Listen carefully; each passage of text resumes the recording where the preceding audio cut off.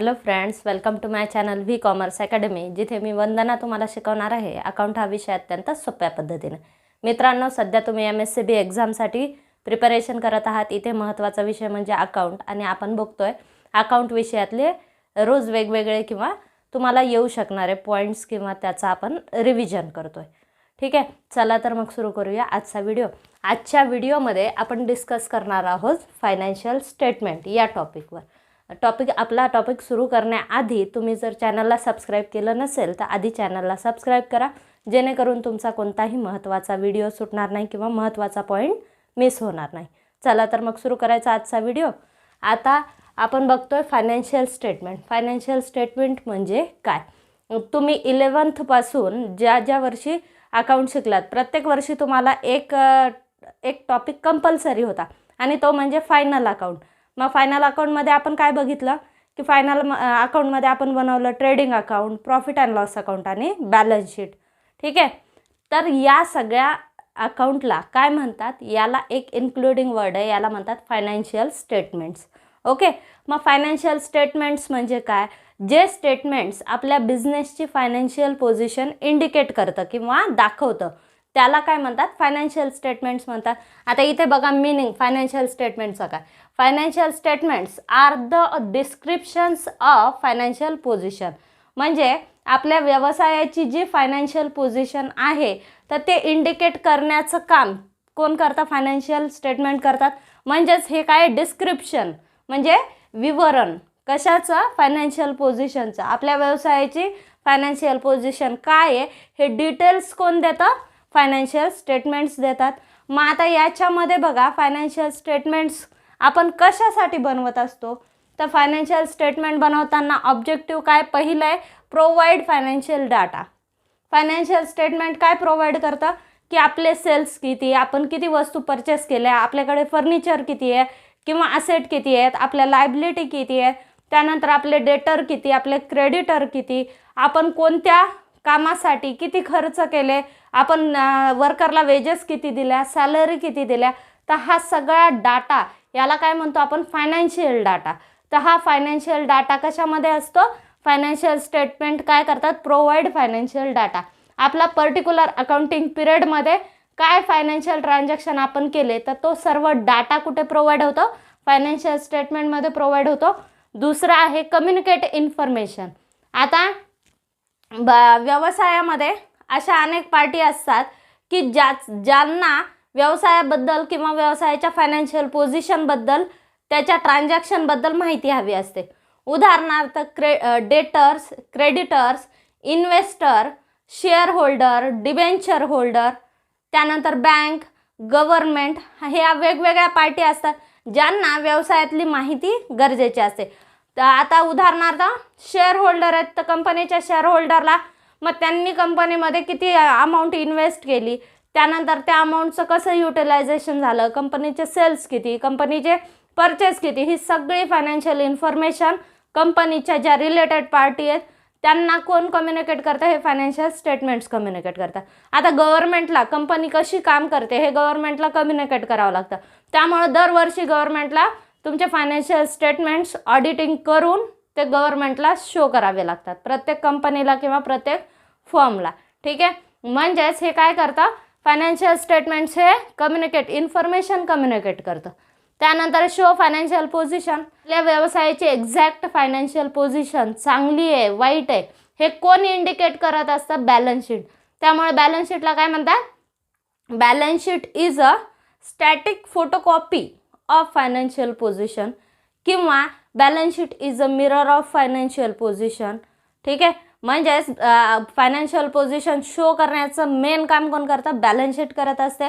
म्हणजेच financial स्टेटमेंटचं main objective काय? की व्यवसायाची फायनान्शियल पोझिशन चांगली आहे, वाईट आहे हे दाखवणे. त्यानंतर analyse operations and performance of business. आता आपण प्रॉफिट अँड लॉस अकाउंट बनवतो बघा. प्रॉफिट अँड लॉस अकाउंटला आपण काय काढतो? नेट प्रॉफिट काढत असतो. ट्रेडिंगला ग्रॉस प्रॉफिट तुम्ही काढता. मग हे काय दाखवतं की आपल्या ट्रान्झॅक्शन, आपण जे व्यवहार करतोय ते प्रॉफिटेबल आहेत का नाहीत हे कोण शो करतंय? आपल्याला प्रॉफिट होतोय का नाही हे कोण शो करतंय? Profit and loss account show करते. म्हणजेच आपले जे रिझल्ट आहेत ते पॉझिटिव्ह आहेत, निगेटिव्ह आहेत, हे कोण दाखवत आहे? लॉस असेल तर आपले ऑपरेशन, फायनान्शियल ऑपरेशन आपले चुकत आहे किंवा काहीतरी आपली मिस्टेक होते हे कळणार तुम्हाला. त्याच्यावरून पुढच्या वर्षी तुम्हाला काहीतरी उपाय करता येतील.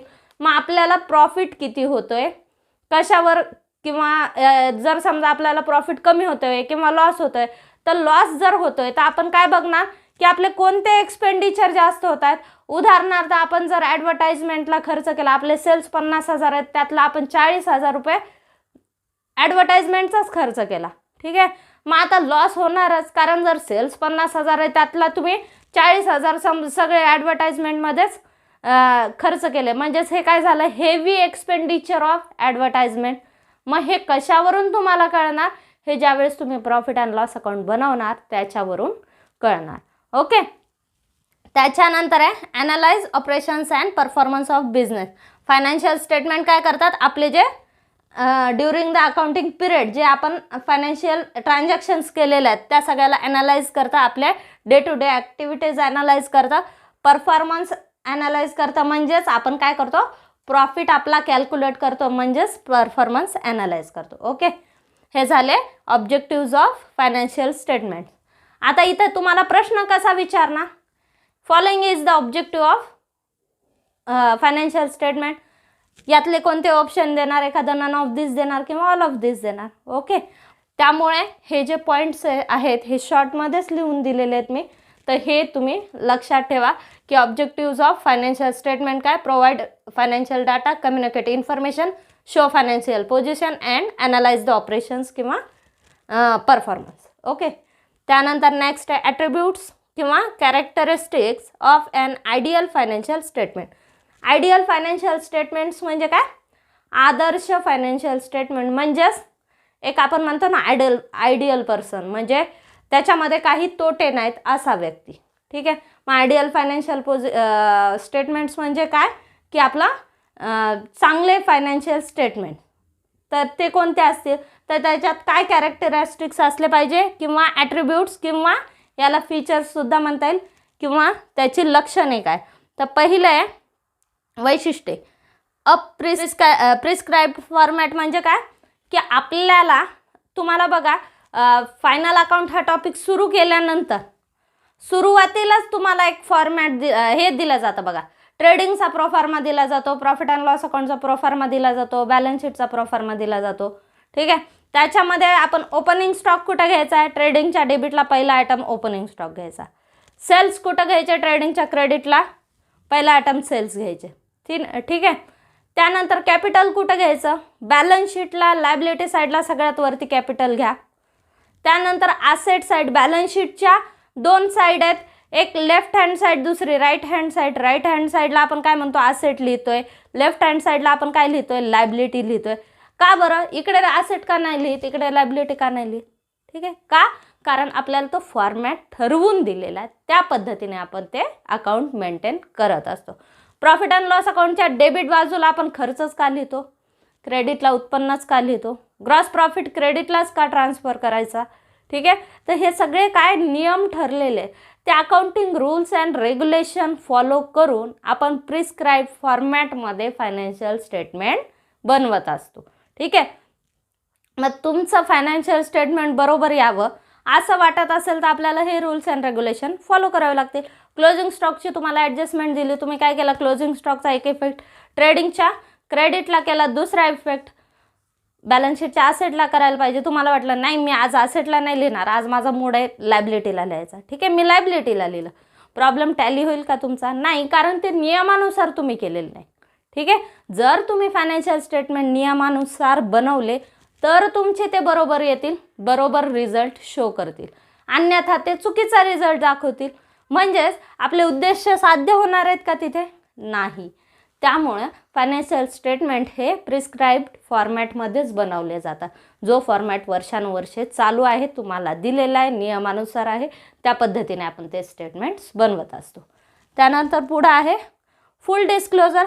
फुल डिस्क्लोजर म्हणजे आता मी एक व्हिडिओ बनवला होता अकाउंटिंग कन्सेप्ट अँड कन्व्हेन्शनमध्ये. त्याच्यामध्ये आपण अकाउंटिंग कन्व्हेन्शन बघितले. कन्व्हेन्शन म्हणजे काय की ज्या अकाउंटिंग कन्सेप्ट हे फायनान्शियल स्टेटमेंट्स बनवताना आपण वापरतो तर त्याला काय म्हणतात, अकाउंटिंग कन्व्हेन्शन म्हणतात. मग त्याच्यामध्ये एक कन्व्हेन्शन असं आहे फुल डिस्क्लोजर, म्हणजेच आपण जे फायनान्शियल स्टेटमेंट केले त्याच्यामध्ये व्यवसायाची जी महत्त्वपूर्ण माहिती आहे ती डिस्क्लोज झाली पाहिजे, दाखवली गेली पाहिजे. ठीक आहे. आणि त्याच्यानंतर फायनान्शियल स्टेटमेंट्स आपण जेव्हा प्रिपेअर करतो तेव्हा ते रिलेटेड पार्टीला बघता यावेत, त्यामुळे ते डिस्क्लोज केलेले असावे. किंवा तुम्ही पेपर चाळत असताना किंवा पेपर बघत असताना बघा, कधी कधी तुम्हाला एखाद्या कंपनीची बॅलन्स शीट दिसते, प्रॉफिट अँड लॉस अकाउंट दिसतं. मग ते का बरं दिलंय तिथे, कारण फुल डिस्क्लोजर म्हणजे माहिती ही पाहण्यासाठी इतरांना, कंपनीच्या मालकाच्या व्यतिरिक्त इतर लोकांना ती पाहता यावी यासाठी डिस्क्लोज केली जाते किंवा दाखवली जाते. त्यानंतर कंप्लीट इन्फॉर्मेशन. कंप्लीट इन्फॉर्मेशन म्हणजे या ठिकाणी फायनान्शियल स्टेटमेंटमध्ये कंप्लीट इन्फॉर्मेशन दाखवली गेली पाहिजे. ठीक आहे. कंप्लीट इन्फॉर्मेशन म्हणजे जेवढी इन्फॉर्मेशन गरजेची आहे तेवढी सगळी इन्फॉर्मेशन फायनान्शियल स्टेटमेंटमध्ये दाखवली गेली पाहिजे. म्हणजे कंपनीच्या असेट किती, लायबिलिटी किती, कॅपिटल किती, यावर्षीचा नेट प्रॉफिट किती, ग्रॉस प्रॉफिट किती, तर ही सगळी माहिती जी आहे ती त्याच्यामध्ये शो केली पाहिजे. सेल्स किती, परचेस किती. जर मला असं वाटलं सेल्स मी लिहिले, परचेसचा माझ्याकडे आकडा नाही किंवा मला माहिती नाही, मी सोडून दिलं तर चालेल का? नाही, अकाउंट तुमच्या बरोबर येणार नाही. म्हणजेच तुम्हाला अकाउंटमध्ये इन्फॉर्मेशन दाखवतानाही सगळी जी इन्फॉर्मेशन गरजेची आहे ती सगळी दाखवावी लागेल. जी IMP इम्पॉर्टंट माहिती आहे तेवढी तुम्हाला तिथे फायनान्शियल स्टेटमेंटमध्ये दाखवावी लागेल. यालाच म्हणायचं कंप्लीट इन्फॉर्मेशन. नेक्स्ट,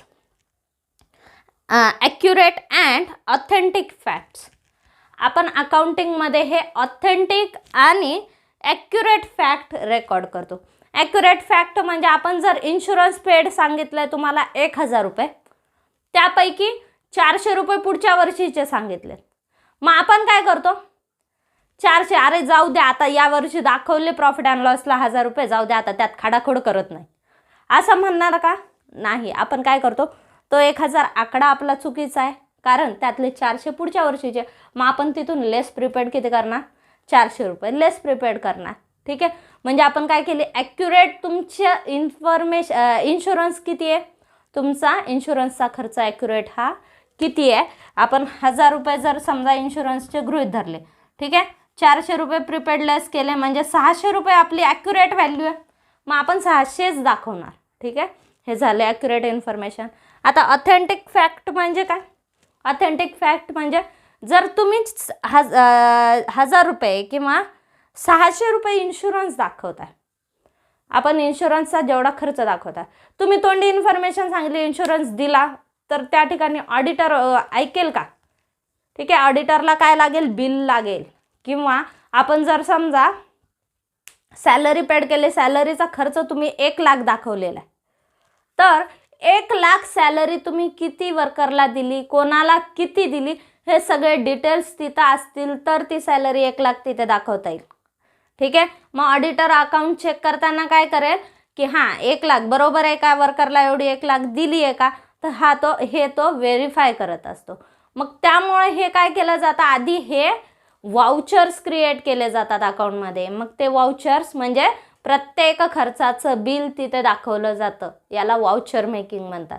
ठीक आहे. मग हे झाले ज्या ठिकाणी ज्या खर्चाचं तुमच्याकडे बिल आहे किंवा त्याच्याकडे तुमच्याकडे लेखी पुरावा आहे त्या खर्चाचा, तर याला म्हणतात ऑथेंटिक इन्फॉर्मेशन. ठीक आहे. म्हणजे पुरावा आहे तुमच्याकडे, मग ते ऑथेंटिक फॅक्ट आपण कशामध्ये दाखवतो, अकाउंटमध्ये दाखवत असतो. एखाद्या खर्चाचा 1 रुपया जरी खर्च असेल, त्याचं जर तुमच्याकडे बिल नसेल तर त्या ठिकाणी तो खर्च इल्लिगल धरला जातो किंवा त्याचं व्हाउचर तुम्हाला दाखवावंच लागतं. अकाउंटमध्ये ऑथेंटिक रेकॉर्ड सगळे मेंटेन केले जातात. त्यानंतर पुढचं आहे reflection of economic and financial result. Financial statements काय करतात, आपल्या व्यवसायाची इकॉनॉमिक म्हणजे आर्थिक परिस्थिती किंवा फायनान्शियल रिझल्ट आर्थिक परिस्थिती शो करतात, किंवा फायनान्शियल रिझल्ट म्हणजे आपला व्यवसाय प्रॉफिटमध्ये लॉसमध्ये, तर हे कोण शो करतात, हे आपले फायनान्शियल स्टेटमेंट दाखवत असतात. ओके. ॲट्रिब्यूट्स किंवा कॅरेक्टरिस्टिक्स काय आहेत? अ प्रिस्क्राइब्ड फॉर्मॅट, त्यानंतर full disclosure, complete information, accurate and authentic facts, reflection of economic and financial. ठीक आहे. Parts of the financial statements, पहिलं आहे बॅलन्स शीट, दुसरं income statement, statement of appropriation of profit, त्यानंतर the statements of changes in financial position. हे महत्त्वाचे 4 account आपण financial स्टेटमेंट्समध्ये बनवत असतो. याच्यामधले 2 कंपल्सरी असतात. कोणता? बॅलन्स शीट आणि प्रॉफिट अँड लॉस अकाउंट. हे प्रत्येक कंपनीला किंवा कोणतीही फर्म असो त्यांना ॲटलिस्ट 2 अकाउंट्स बनवावे लागतात. आता याच्यामध्ये पहिलं बघा बॅलन्स शीट. बॅलन्स शीट हे काय करता? बॅलन्स शीट हे व्यवसायाच्या ॲसेट किती, लायबिलिटी किती किंवा ओनर्स इक्विटी किती, तर हे दाखवत असतं. ठीक आहे. मग कधी कधी तुम्हाला प्रश्न विचारतात, balance sheet is prepare for show assets, liabilities, capital, all of this असे ऑप्शन दिले तुम्हाला. ठीक आहे. मग ऑल ऑफ दिस याचा ऑप्शन येईल. तर या पद्धतीने तुम्हाला प्रश्न विचारतात. किंवा balance sheet is a dash. मग बॅलन्स शीट हे काय? स्टेटमेंट आहे. ठीक आहे. त्यानंतर balance sheet is a mirror of financial statement, किंवा बॅलन्स शीट काय शो करते? Balance sheet financial position show करते. तर या पद्धतीने याच्यावर प्रश्न विचारतात. दुसरं आहे इन्कम स्टेटमेंट. इन्कम स्टेटमेंटलाच दुसरं नाव काय? Profit and loss account. आपण प्रॉफिट अँड लॉस अकाउंट लिहित असतो नॉर्मली. ठीक आहे. पण त्यालाच अनदर नेम काय? Income statement. मग दुसरा अकाउंट कंपल्सरी कोणतं आहे? प्रॉफिट अँड लॉस अकाउंट बनवावं लागतं. आता आपण कोणत्याही कंपनी सोल प्रोप्रायटरशिप किंवा पार्टनरशिप, त्यानंतर कंपनी, बँकिंग कंपनी यांचं सगळ्यांचं आपण फायनल अकाउंट बनवलं. तिथं आपण प्रॉफिट अँड लॉस अकाउंट आणि बॅलन्स शीट कंपल्सरी बनवली. 12th कॉमर्समध्ये तुम्हाला नॉन ट्रेडिंग कन्सर्न हा टॉपिक आहे. नॉन ट्रेडिंग कन्सर्नमध्ये प्रॉफिट अँड लॉस अकाउंट बनवलं जात नाही. कारण नॉन ट्रेडिंग कन्सर्नचा मेन उद्देश काय? सर्व्हिस प्रोव्हाइड करणे. ठीक आहे. या नफा कमवण्याच्या उद्देशाने स्थापन झालेल्या नसतात. त्यामुळे तिथं प्रॉफिट अँड लॉस अकाउंट बनवलं जात नाही. तिथं बनवतात income and expenditure account. Okay. मग हा सुद्धा प्रश्न तुम्हाला विचारू शकता की financial statements of non trading concern include. मग तिथं तुम्हाला प्रॉफिट अँड लॉस अकाउंट नाव वापरता येणार नाही. तिथं इन्कम अँड एक्सपेंडिचर अकाउंट येईल. ठीक आहे. मग ते येईल. मग नॉन ट्रेडिंग कन्सर्न कोणते 2 अकाउंट बनवतात? एक इन्कम अँड एक्सपेंडिचर अकाउंट, दुसरं आहे बॅलन्स शीट. ओके. त्यानंतर आहे पुढचं स्टेटमेंट आहे द स्टेटमेंट्स किंवा प्रॉफिट. अजून याच्यावर काय प्रश्न विचारू शकतात? प्रॉफिट अँड लॉस अकाउंट काय शो करतं? तर प्रॉफिट अँड लॉस अकाउंट तुमचे रिझल्ट शो करतं. बघा इथं बघा ऑपरेशन्स अँड परफॉर्मन्स दाखवतो. म्हणजेच थोडक्यात नेट प्रॉफिट, नेट लॉस दाखवतं. ओके. त्यानंतर आहे the statement of appropriation of profit, किंवा यालाच दुसरं नाव काय? Profit and loss appropriation account. ठीक आहे. हे अकाउंट कंपल्सरी नाही आहे. तर ते बिझनेसवर डिपेंड आहे. त्या बिझनेसमध्ये गरज वाटली तर ते बनवू शकतात, नाही तर ते कंपल्सरी नाही आहे. मग पार्टनरशिप फर्म किंवा कंपनी. आता कंपनीमध्ये मोस्टली हे अकाउंट बनवलं जातं कारण कंपनीचा प्रॉफिट एवढा असतो, त्यामुळे त्याचं डिवायडेशन दाखवणं गरजेचं असतं. त्याच्यामुळे हे अकाउंट बनवलं तिथं जात. त्यानंतर चौथं फायनान्शियल स्टेटमेंट काय आहे? Statement of changes in financial position. तर याचे 2 बेसिस असतात. हे स्टेटमेंट बनवण्याचे 2 बेसिस, एक कॅश बेसिस आणि दुसरे वर्किंग कॅपिटल बेसिस. ठीक आहे. आपण जर कॅश बेसिस बनवत असेल तर याला म्हणतात कॅश फ्लो स्टेटमेंट. ठीक आहे. आणि दुसरं असतं जर आपण वर्किंग कॅपिटल बेसिस बनवत असेल तर त्याला म्हणतात फंड फ्लो स्टेटमेंट. ठीक आहे. कधी कधी तुम्हाला प्रश्न विचारतात the statement of changes in financial position is also non as. असा जर प्रश्न आला तर त्याला उत्तर द्यायचं फंड फ्लो स्टेटमेंट. ओके. काय? Fund flow statement. त्यानंतर आहे आता या स्टेटमेंटपैकी बॅलन्स शीट कंपल्सरी सगळ्या व्यवसायात बनवली जाते. Income statement, profit and loss account सगळीकडे बनवलं जातं. फक्त नॉन ट्रेडिंग कन्सर्नसाठी काय बनवलं जातं? Income and expenditure account. आणि हे ऑप्शनल आहे, हे पण ऑप्शनल आहे. ठीक आहे. मग हे व्यवसायाच्या स्वरूपानुसार हे अकाउंट्स, हे स्टेटमेंट्स बनवले जातात. पण हे 2 टॉपिक देखील तुम्हाला या एक्झामच्या दृष्टीने अत्यंत महत्त्वाचा आहे. त्यामुळे तो मिस करू नका. आणि व्हिडिओ जर तुम्हाला आवडला असेल तर व्हिडिओला लाईक करा, शेअर करा आणि सबस्क्राईब करा. आणि हो, तुम्हाला काही अडचणी असतील तर त्या कमेंट बॉक्समध्ये पाठवा, जेणेकरून तुमचे प्रॉब्लेम सॉल्व्ह केले जातील. थँक्यू.